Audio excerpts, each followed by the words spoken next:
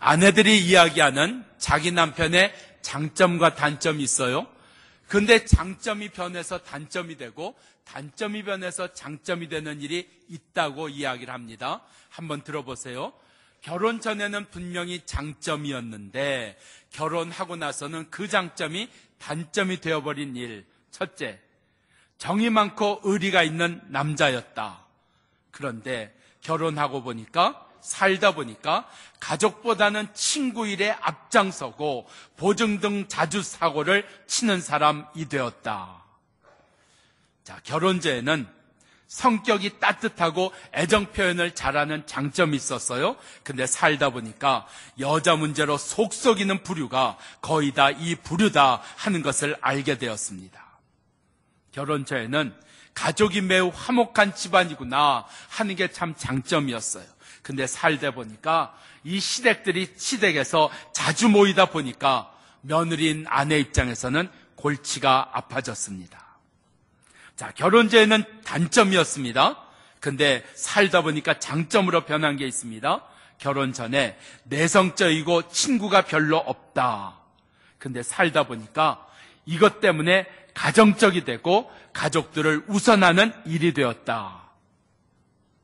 결혼 전에는 약간 무심한 스타일, 단점으로 보였는데 살다 보니까 잔소리가 별로 없고 와이프 하는 말에 토를 달지 않는 장점으로 변한 겁니다. 우유부단하고 강한 추진력이 없다. 단점으로 보였습니다. 살다 보니까 와이프 원하는 대로 그냥 다 받아주는 일이 많다. 장점이 된 겁니다. 이게 장점인지 모르겠지만 못생겼다. 단점으로 비쳤습니다. 살다 보니까 주변 관리할 필요가 없어서 마음이 편해졌다.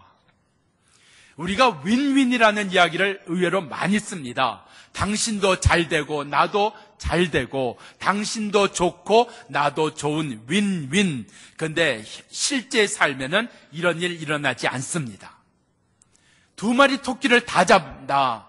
한 마리 토끼도 잡는 게 쉽지 않은 것이 우리의 현실입니다. 그렇게 우리가 생각하는 것과 내가 실제로 사는 현실은 많이 다르다는 이야기입니다. 하나님이 어떻게 일하시는가? 우리가 경험하고 우리가 생각하는 대로 하나님은 일하시는 분이 아니다 하는 겁니다. 오늘 말씀을 통해서 하나님의 일하심을 알게 되어서 금년 한 해가 새로워지고 담대해지고 그리고 우리 가운데 열매 맺는 귀한 역사가 우리에게 주어지기를 바랍니다. 어떻게 하나님이 일하시는가 하는 것에 앞서서 하나님이 왜 일하시는가? 하나님 왜 나를 도우시지? 하나님 왜 나를 위해 일하시지? 그게 먼저 우리 가운데 있어야 됩니다. 1절에 아람 왕의 군대 장관 나아만은 그 주인 앞에서 크고 존귀한 자라 말씀하고 있습니다. 한마디로 얘기할까요? 나아만에게는 모자란 게 없습니다. 더 필요한 게 없습니다. 군대 장관에는 높은 지위도 있어요. 거기에다가 지위만 높은 것이 아니라 실제적인 힘이 있는 사람이고 그런 힘이 있고 높은 자리에 있어서 만족하고 보람 있는 것이 아니라 왕의 신임을 받는, 왕의 사랑을 받는 사람이었다는 겁니다. 이 모든 것이 나아만에게 있어서 한마디로 얘기하면 그저 지금만 같아라. 그저 오늘날만 같아라. 내 삶이 말이죠. 그런 삶을 나아만이 살고 있었습니다. 뭐가 더 필요한 것도, 무엇이 더 있어야 되는 것도, 무슨 일이 더 일어나야 되는 것도 필요 없는 그런 삶이 나아만의 삶이었습니다.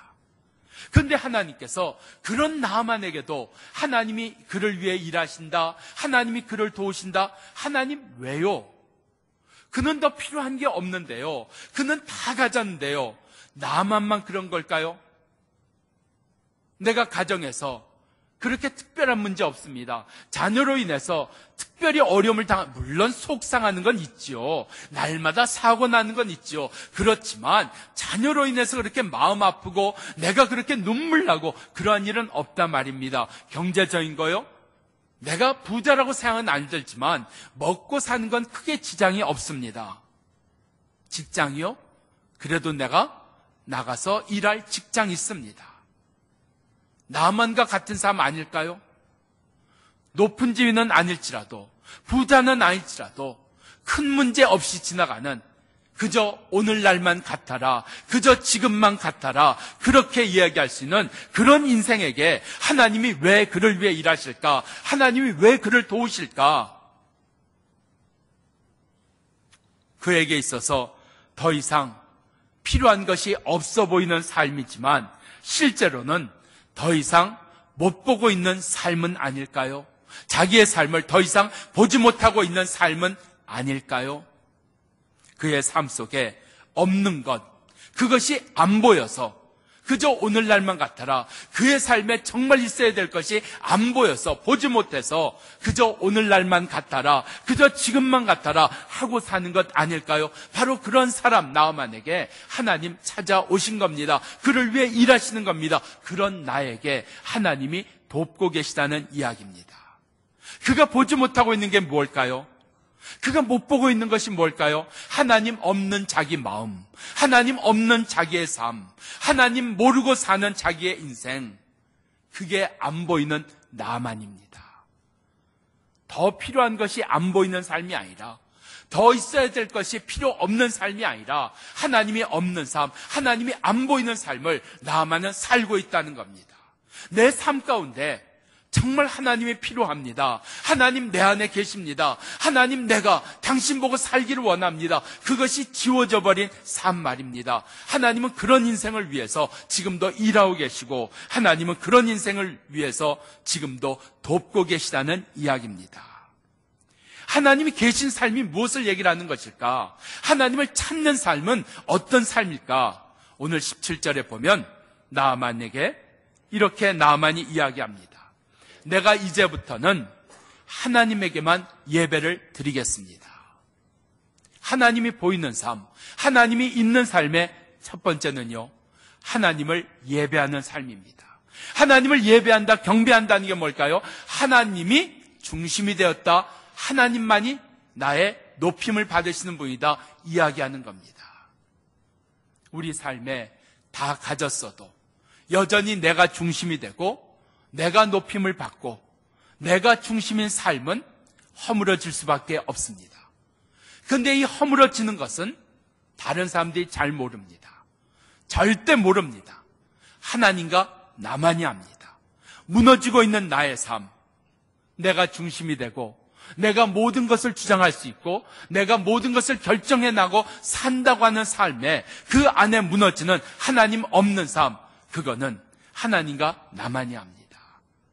바로 그 하나님이 없는 삶을 하나님은 찾아오시고 그를 위해서 지금도 일하고 계시다는 이야기입니다. 하나님이 계신 삶이 무엇을 얘기를 할까? 18절의 말씀을 보면 나아만이 이런 얘기를 합니다. 내가 이제 하나님으로 인해서 병을 고침받았습니다. 내가 이제 내 나라로 돌아가서 내가 왕을 섬기게 되는데 왕이 이방 신상 앞에 나가 절을 할 때가 있습니다. 그럴 때 나를 의지해서 절을 하는데 왕이 그렇게 고개를 숙이고 무릎을 꿇을 때 나도 숙일 수밖에 없습니다. 그때 나를 용서해 주시기를 원합니다. 하나님이 있는 삶의 핵심 두 번째는 용서받는 삶입니다. 회개가 있는 삶입니다. 내가 이렇게 오래 믿고 일도 많이 하고 내가 주님을 위해서 사는데 점점 힘들다. 신앙생활이 힘들다. 신앙생활이 재미가 없다. 왜 그럴까요? 내가 너무 일하는 게 많아서 그럴까요? 봉사하는 게 많아서 그럴까요? 너무 오래 믿어서 그럴까요? 아닙니다. 핵심을 잃어버리면 신앙생활은 짐이 됩니다. 신앙생활은 어렵게 돼 있습니다. 부부도 마찬가지입니다. 부모 자녀도 마찬가지입니다. 사업도 마찬가지입니다. 핵심을 잃어버리면 피곤해지게 되어 있어요. 아무리 좋은 직장이라도 피곤한 겁니다. 아무리 좋은 부부 사이도 힘들어질 수밖에 없는 겁니다. 그 핵심이 뭘까요? 오늘 내 신앙의 핵심은 용서받음입니다. 회개입니다. 이상하게도 오래 믿을수록 회개가 없어집니다. 내가 용서받아야 된다는 것이 없어집니다. 굳이 내가 이러한 일로 내가 용서를 구해야 될까? 용서해달라고 내가 해야 될까? 용서를 구하지 않습니다. 자꾸 이해하려고 합니다. 그 신앙생활이 힘들어지고 짐이 되는 이유는 내가 이해를 하려고는 했지만 용서받으려고는 하지 않았습니다. 하나님 앞에 용서를 구하지 않았습니다. 하나님, 내가 죄를 지었습니다. 하나님, 나 용서해 주세요. 없어진 겁니다. 부부 사이도 용서를 구하는 게 없어지면 힘들어집니다. 부모 자식 사이에도 용서 구하는 게 없어지면 힘들어집니다. 여기에 나아만 18절에 뭐라고 얘기했어요? 내가 이방신에게 절을 할 때 내가 이방신을 섬기는 걸 용서해달라고 그랬어요? 아니에요. 자기는 이방신 이제 안 섬겨요. 근데 왕이 이방신을 섬기면서 지금 구부리고 엎드린단 말이죠. 그럼 할 수 없어. 나를 의지하고 있는 왕 때문에 나도 좀 숙여야 되는 거예요. 나도 좀 엎드려야 되는 거예요. 하나님, 그것을 용서해달라고 나만이 이야기하는 겁니다. 이게 죄예요? 이게 용서받을 일이에요? 의도를 갖고 한 거예요? 잘못한 거예요? 아니요. 왕이 수고리니까, 왕이 엎드리니까 할 수 없어서 자기도 엎드린 것 뿐이라는 거예요. 그런데 그것까지도 하나님, 나 용서해 주세요, 이겁니다. 이게 하나님이 계신 겁니다. 내가 용서받을 만한 죄를 지어서, 큰 죄를 지어서, 실수를 해서, 잘못해서 용서해달라고 하는 것이 아니라, 하나님, 나 용서해 주세요. 이게 가깝기 때문에 일어나는 일 아닐까요? 하나님과 하나됨 때문에 일어나는 일 아닐까요? 왜 하나님이 나를 도우시냐고요? 왜 하나님이 나를 위해 일하시냐고요? 우리 가운데 핵심이 없어졌어요. 하나님이 중심되는 핵심, 하나님 앞에 용서를 구하는 핵심, 그것이 없어져서 오늘 하나님이 나를 위해 일하신다는 겁니다. 또 하나 있어요. 1절에 보면 나아만이 다 가졌어요. 군대 장관이고 실세고 왕의 신임까지 받고 있는 사람이에요. 그런데 문둥병자라 그랬어요. 문둥병자라는 이야기가 뭘까요? 이런 이야기입니다. 그는 가정도 문제가 없고 가진 것도 넉넉하고 자녀들도 공부 잘하고 공부 잘하면 됐잖아요. 사고 치더라도. 예? 그런데 우울증에 빠져요. 어떤 때는 미움에 빠질 때도 있어요. 어떤 때는 중독에 빠질 때도 있어요. 그런 중독과 그런 미움과 그런 우울증이 여기 문둥병자라는 이야기입니다. 내 안의 문둥병이 지금은 우울증으로, 지금은 미움으로, 지금은 중독으로 우리 가운데 나타난다는 겁니다. 무엇을 얘기를 해요? 내가 가지고 있는 좋은 것, 내가 누릴 수 있는 모든 것을 한순간에 다 무력화시키는 것이 문둥병입니다. 군대 장관이면 뭐합니까? 왕의 신임을 받으면 뭐합니까? 문둥병자인데요. 내가 다 가지고 있으면 뭐합니까? 자식이 공부 잘하면 뭐합니까? 우울증에 나는 죽고 싶은데요. 바로 그게 다인 것처럼, 그게 전부인 것처럼 그렇게 보고 느끼고 사는 바로 그 사람을 위해서 주님은 일하고 계시고 주님은 돕고 계시다, 그것을 우리에게 말씀하고 있는 겁니다.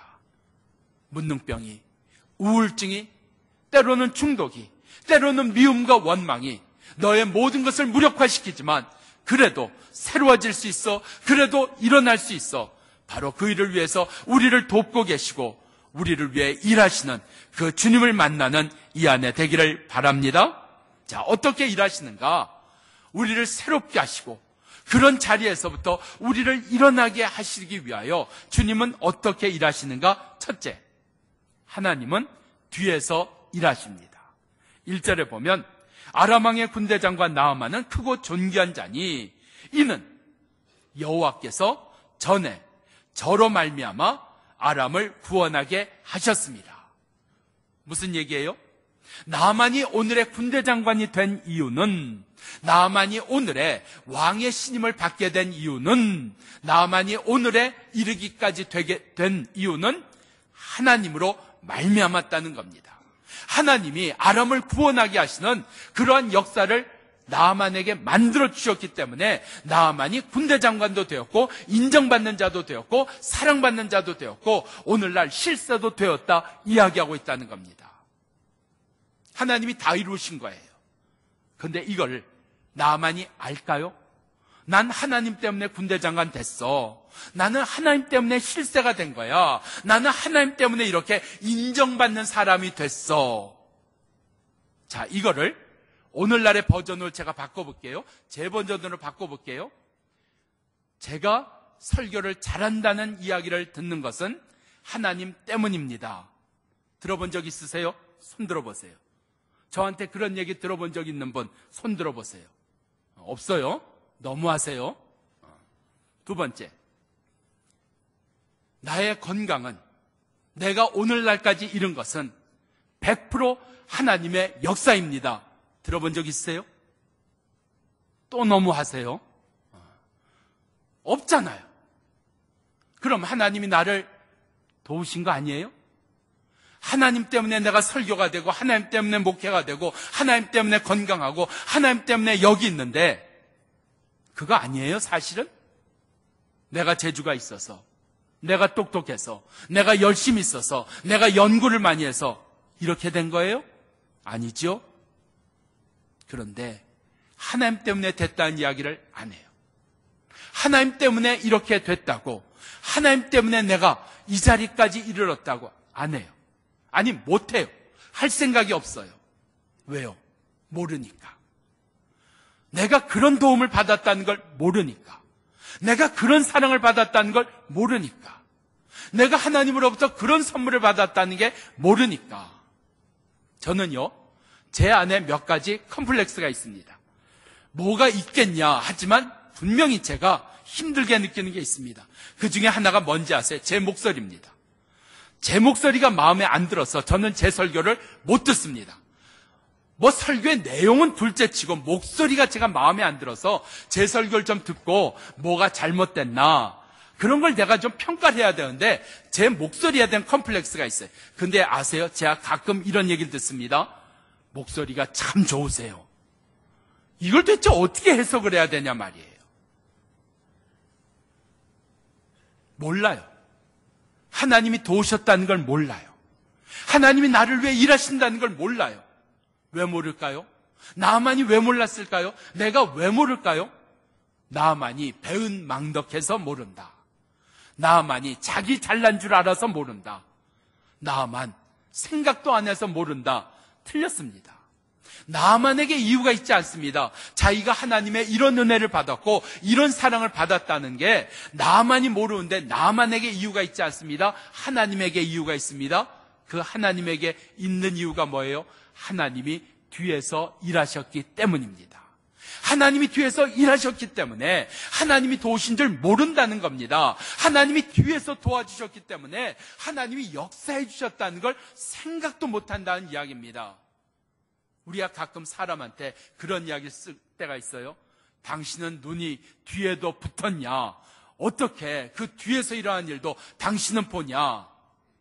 가끔 하나님이 하셨다고 인정하는 아주 드문 경우가 있긴 있습니다. 그런데 거의 없습니다. 왜요?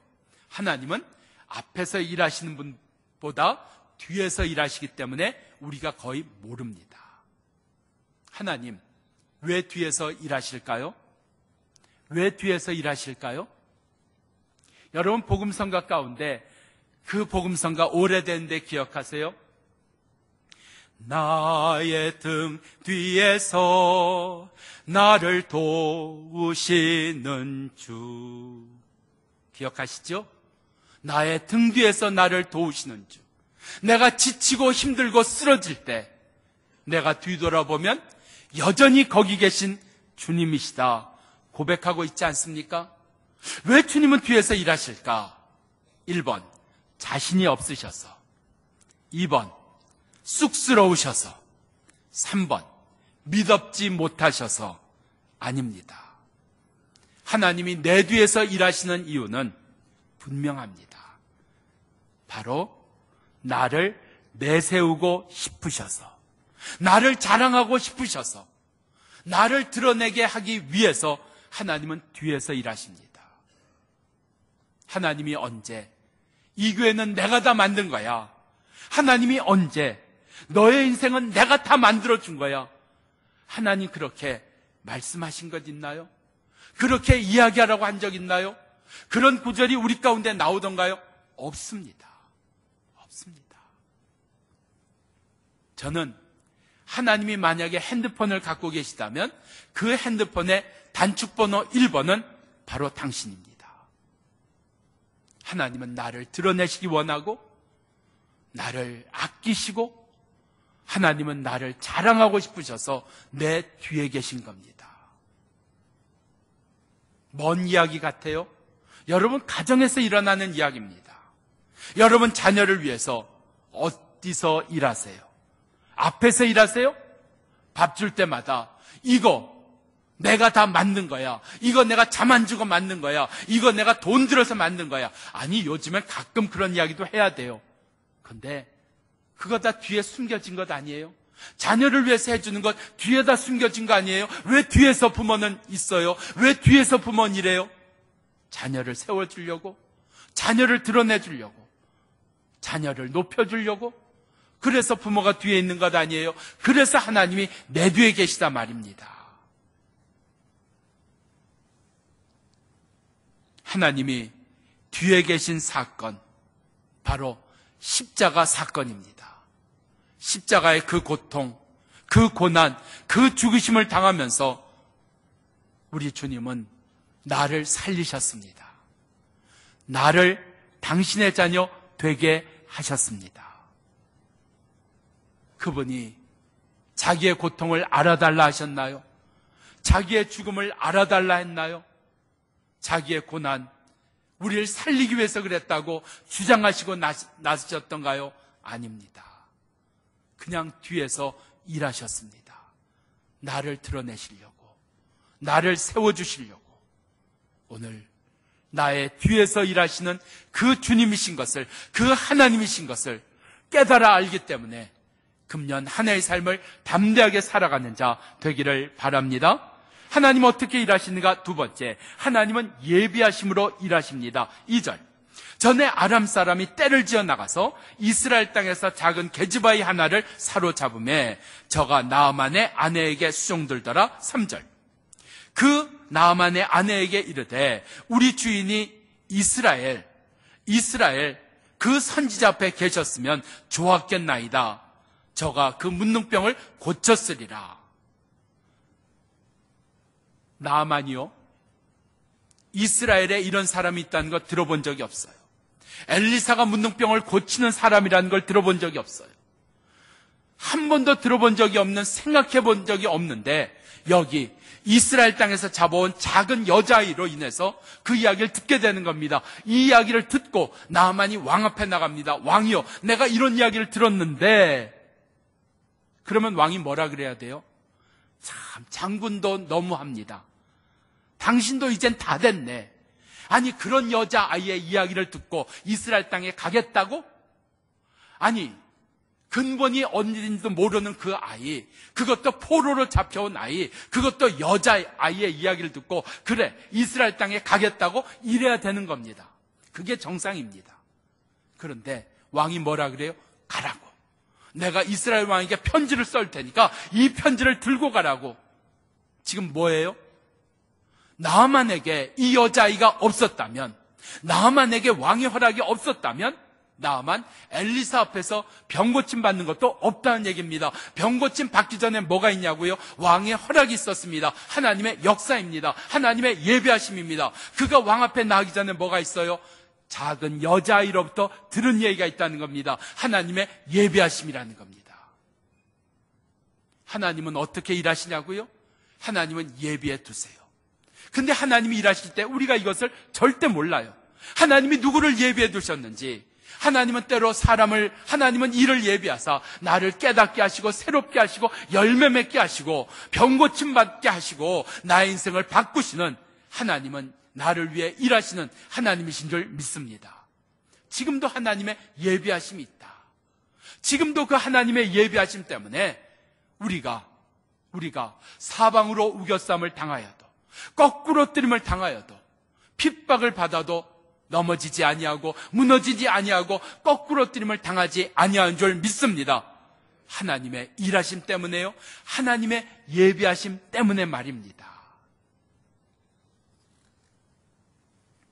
모세, 이스라엘을 애굽 땅에서 이끌고 나옵니다. 그냥 되었나요? 그가 태어났을 때 모든 남자아이는 다 죽게 돼 있었습니다. 근데 그 집에서 그를 갈대 상자에 넣어서 강으로 띄워 보냅니다. 그리고 그의 누이가 옆에서 지켜보다가 애굽의 공주가 그 갈대 상자를 열고 아기를 볼 때 내가 유모를 구해오겠습니다 하고 모세의 어머니를 유모로 들여보냅니다. 모세가 애굽 땅에서 사람을 죽이고 도망했을 때 미디안 땅에 이드로라는 사람을 만나게 해주십니다. 모세가 나는 말할 줄 모른다고 할 때 하나님은 아론을 붙이십니다.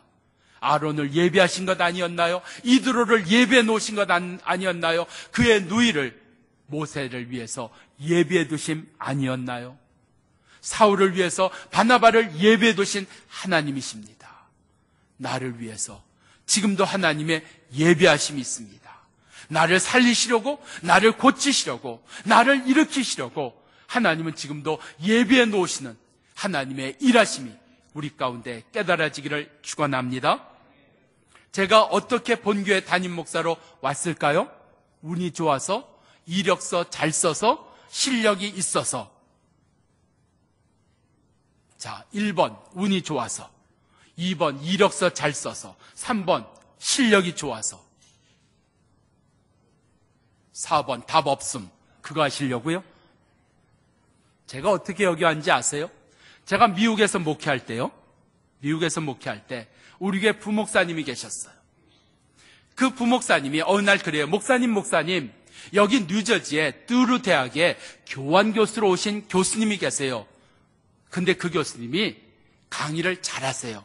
한번 모시면 어떨까요? 제 마음에 좋다는 생각 들었어요. 그래서 우리 교회 모셨어요. 그분이 주승민 교수님이세요. 우리 교회 오셔서 강의하시고 또 만나다 보니까 좋아서 설교도 부탁했고 같이 밥도 먹었어요.